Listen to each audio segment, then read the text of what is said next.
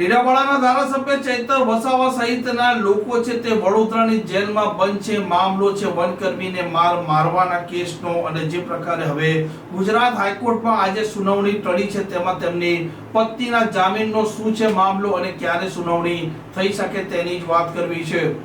વૈષ્ણવજન તો તેને કહીએ જે પીડ પરાઈ જાનાને રે.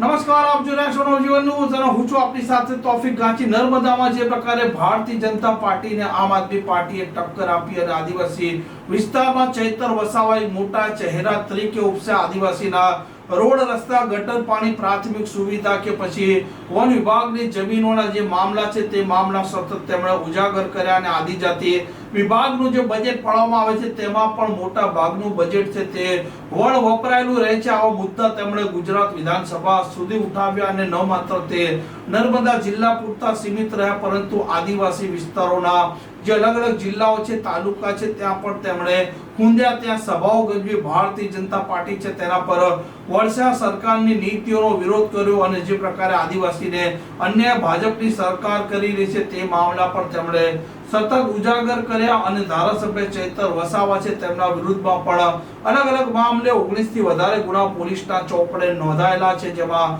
એક ગુનો નોંધાયો તો વર્ષ 2023માં, જેમાં એક વનકર્મી છે તેને ઘરે બોલાવવામાં આવ્યો હતો, તેને ધમકાવવામાં આવ્યો હતો, ડરાવવા હવામાં ફાયરિંગ કરવામાં આવ્યું હતું, ખંડણી પણ માંગવામાં આવી હતી. આ મામલો ચાલી રહ્યો હતો નર્મદાની સેશન કોર્ટમાં અને ડેડિયાપાડાના ધારાસભ્ય ચૈતર વસાવા, તેમના પત્ની શકુંતલા વસાવા સહિત 9 લોકો, જેમાં 5 પુરુષો અને 4 મહિલાનો સમાવેશ થાય છે, તેમને આ સેશન કોર્ટ 7 વર્ષની સજા ફટકારે છે. અત્યારે તે વડોદરાની સેન્ટ્રલ જેલમાં બંધ છે, જેમાંથી એક મહિલા દોષી થતા શકુંતલા વસાવા તેમને ગુજરાત હાઈકોર્ટે જામીન આપ્યા, જેમના સાથે 18 દિવસનું બાળક હતું અને ચૈતર વસાવાના પત્ની શકુંતલા વસાવાએ પણ ગુજરાત હાઈકોર્ટમાં જામીન માટે અરજી કરી છે અને થોડા દિવસ પહેલા ચૈતર વસાવાએ જેલમાંથી તેમની જે લીગલ ટીમ છે તેમને સંદેશો પાઠવતા કહ્યું હતું કે સૌથી પહેલા તેમના સાથે જે ખેડૂતો જેલમાં બંધ છે તેમને છોડવામાં આવે, ત્યારબાદ તેમના માટે પ્રક્રિયા કરવામાં આવે અને શકુંતલા વસાવાના જામીનની આજે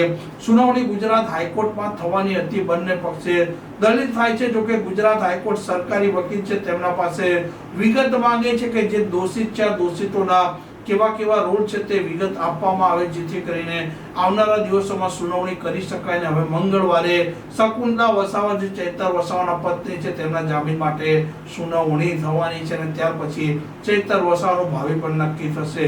આ પ્રકારના સમાચાર માટે નવજીવન ન્યૂઝ ચેનલ સાથે જોડાયેલા રહો. નમસ્કાર.